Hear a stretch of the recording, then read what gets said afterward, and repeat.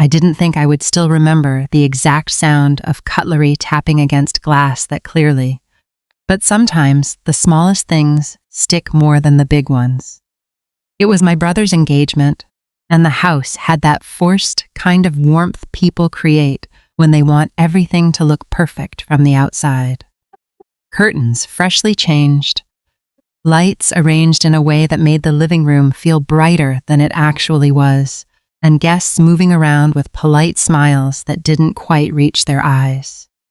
I was 8 months pregnant, which already made every movement feel like I was carrying a world inside me that didn't fully belong to the noise around it. My back ached in that constant, dull way that you stop complaining about because no one really knows what to say after the first few times. I kept sitting near the corner of the room, adjusting my dupatta, watching everything more than participating in it. There was this strange feeling I had been carrying for years, even before pregnancy, that in my family, I was always slightly placed at the edge of things, never exactly in the center where decisions were made or where attention naturally flowed. Still, I came today thinking maybe it would be different, maybe with time things soften, maybe family events have a way of resetting old patterns. My dad was everywhere at once that evening, directing people, laughing loudly with guests, switching between warmth and authority in a way that always confused me growing up.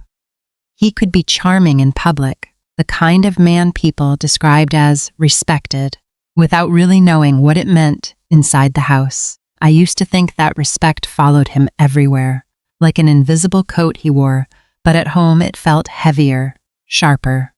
My brother, the one getting engaged, looked calm in a detached way, as if everything happening around him was already decided long before today.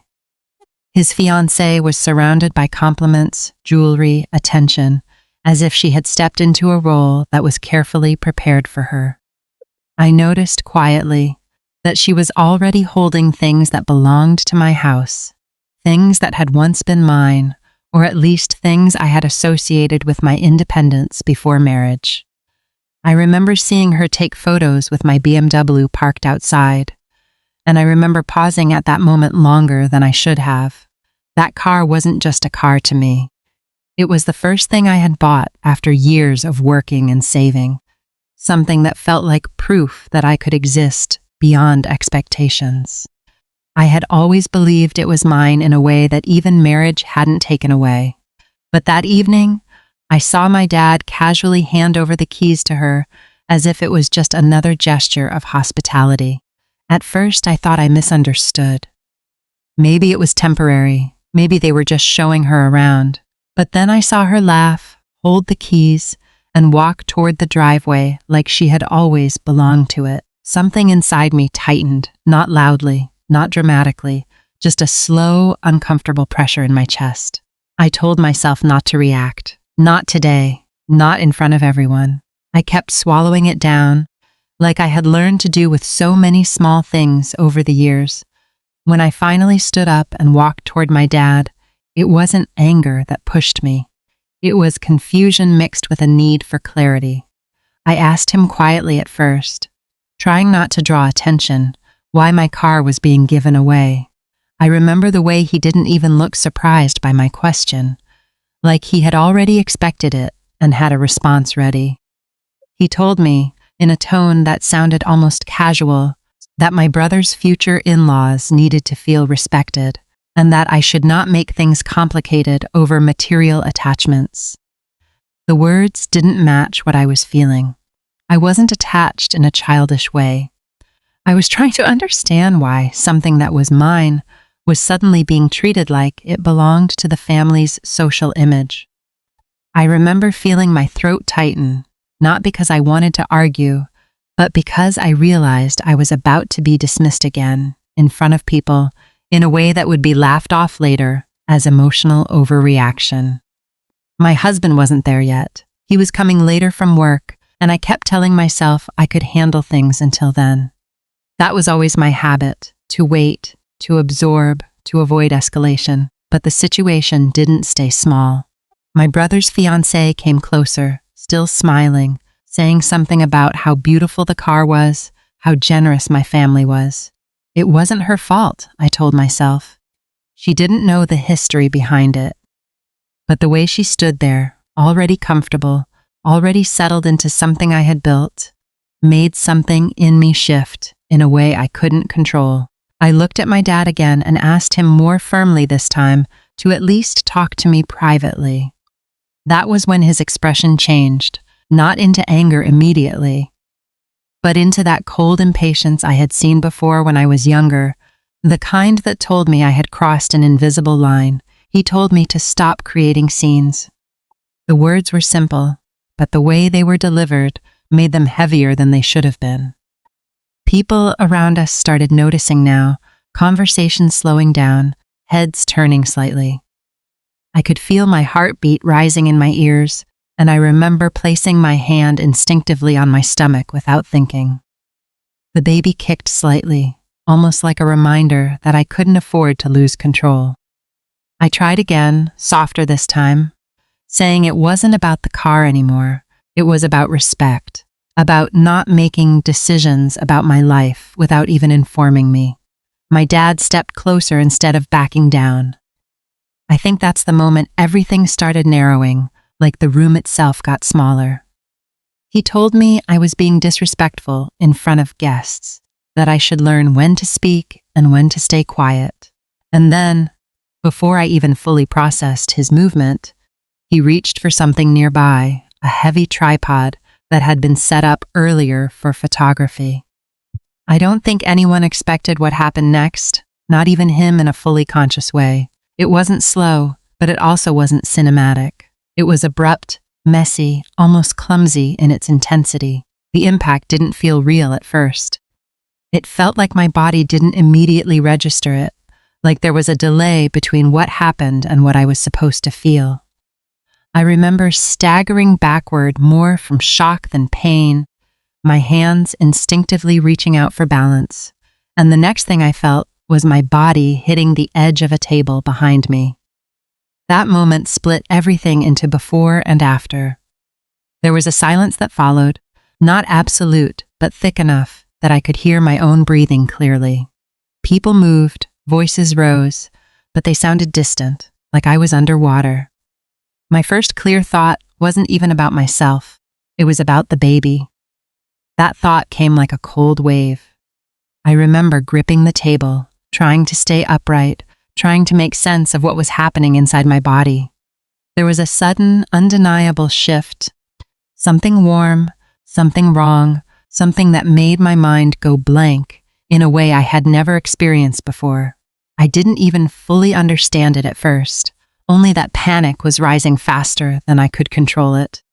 Someone said my name, but it didn't feel like it was reaching me properly. My dad was still there, but his face had changed into something I couldn't read clearly anymore. Not immediately regret, not immediately fear, something more complicated, like disbelief mixed with denial. I remember trying to speak, but the words didn't come out the way I wanted them to. My legs felt unsteady, and my hand instinctively reached for my phone. I don't remember dialing at first.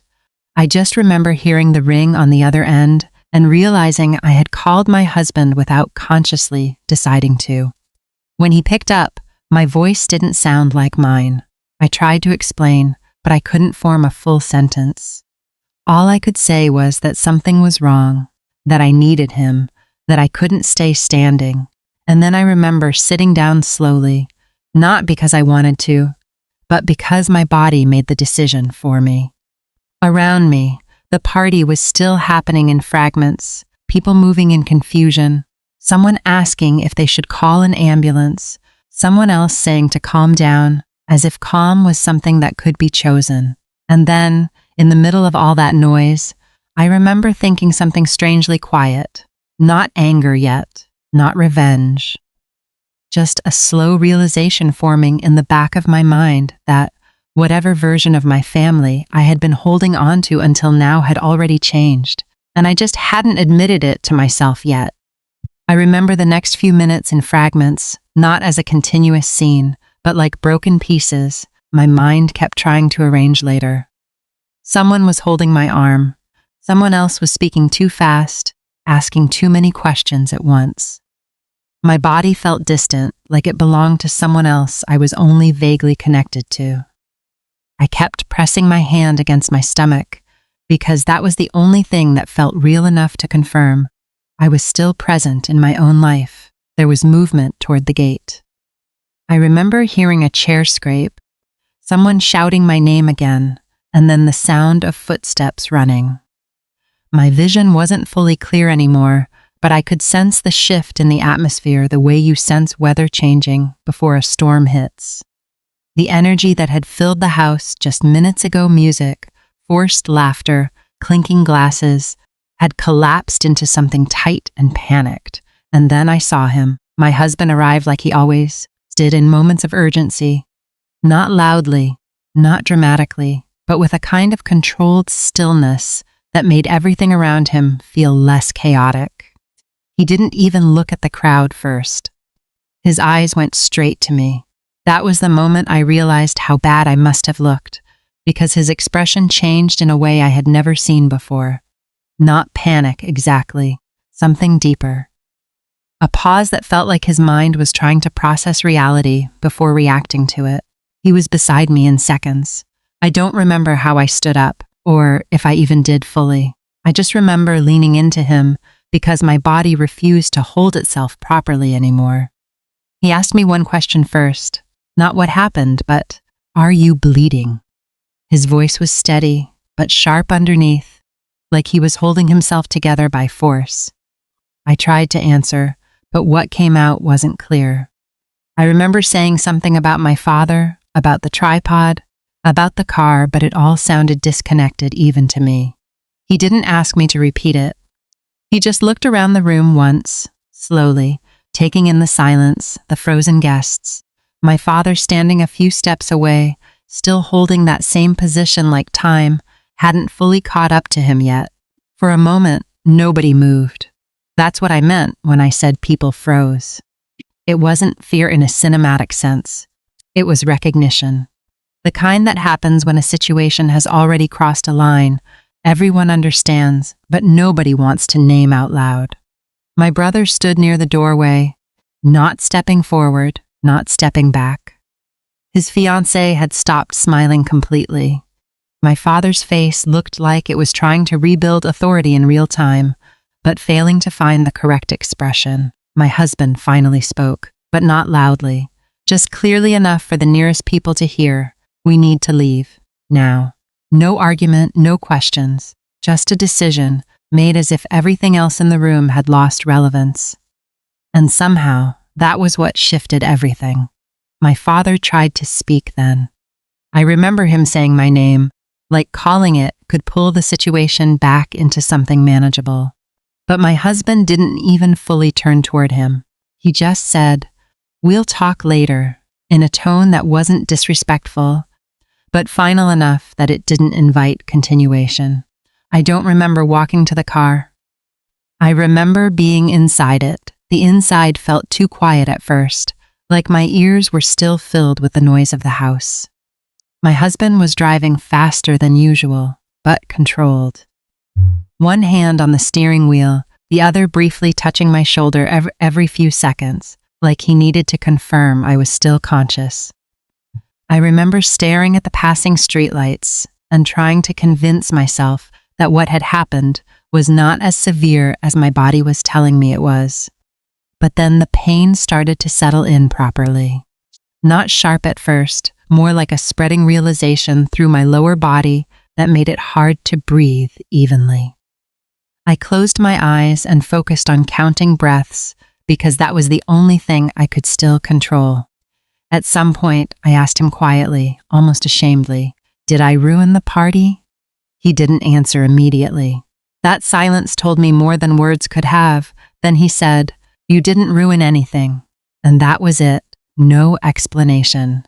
Just that the hospital lights felt too bright when we arrived. Everything after that became procedural in a way that removed me from the emotional weight of it. Questions, forms, a wheelchair I didn't remember agreeing to sit in, voices that sounded professional but distant. My husband stayed with me the entire time, answering what he could, correcting details when needed, but never letting go of the fact that I was there, present, still someone who mattered in the middle of all this medical language. There was a moment, I don't know how long it lasted, where I was left alone briefly while they did something I couldn't see. That was the first time the full reality of the evening hit me without interruption. Not as anger, not as shock, but as a slow emotional collapse that didn't have words attached to it. I remember thinking something I didn't expect to think. When does a family stop feeling like a family? Not in a dramatic way, not as a conclusion, just as a question that appeared quietly, like it had been there for years and only now found space to surface. My husband came back in and sat beside me again without asking anything. He just stayed there. That silence between us felt more honest than any conversation we could have had at that moment. Later, much later, when things stabilized enough for me to return home, I kept expecting the house to feel different. But it looked the same. Same walls, same furniture, same small signs of normal life that continued even when something inside it had broken. What had changed wasn't the house. It was me standing inside it. My father called the next day. I didn't pick up immediately. I stared at the screen for a long time before answering. His voice, when I finally did, was not loud. It was careful, almost measured. He asked how I was, in a way that sounded like he was trying to rebuild something without acknowledging what had destroyed it. He didn't mention the tripod directly at first. He spoke about misunderstandings, about stress, about how emotions run high during family events. There was a softness in his tone that I wasn't used to hearing from him directed at me. I listened without interrupting. That surprised me about myself. I expected anger, or at least immediate rejection. But what I felt instead was distance. Like I was listening to a conversation that no longer had access to the part of me it used to affect. When he finally paused, waiting for my response, I said something I had never said to him before. I can't go back to how things were before. There was a long silence on the line, not angry, not defensive, just quiet. He asked if I was saying I was cutting ties, and that was the moment I realized something important. He still believed relationships ended in dramatic decisions. Those things were either fully together or fully broken. But what I felt wasn't either of those.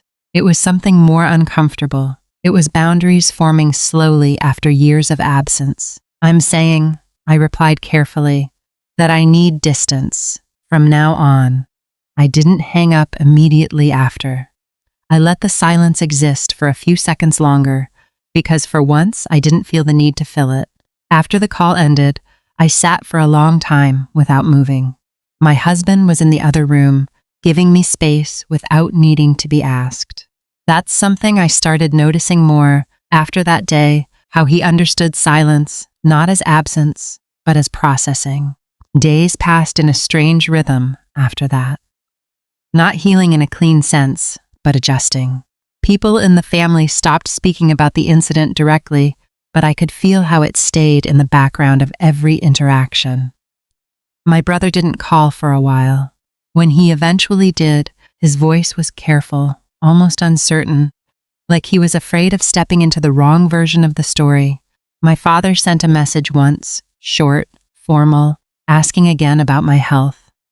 I didn't reply immediately, and when I did, it was only to say I was recovering, nothing more. There was no apology that could undo what had already shifted, and I stopped expecting one that would. At some point, I realized the hardest part wasn't what happened in that room.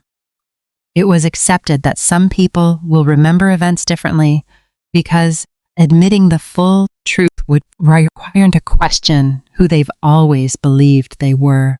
And I didn't have the energy anymore to argue with someone else's version of reality. Weeks later, I found myself sitting quietly one evening, my hand resting on my stomach again, feeling the small movements of life that continued regardless of everything else. My husband was beside me, not speaking, just present, and I realized something that didn't feel dramatic, but felt real in a quiet way. I wasn't trying to fix my family anymore. I was learning how to exist without being shaped by it, not with anger, not with revenge, just with clarity that came too late to change the past, but not too late to change what came after it. And somehow, that felt like the first honest breath I had taken in a long time.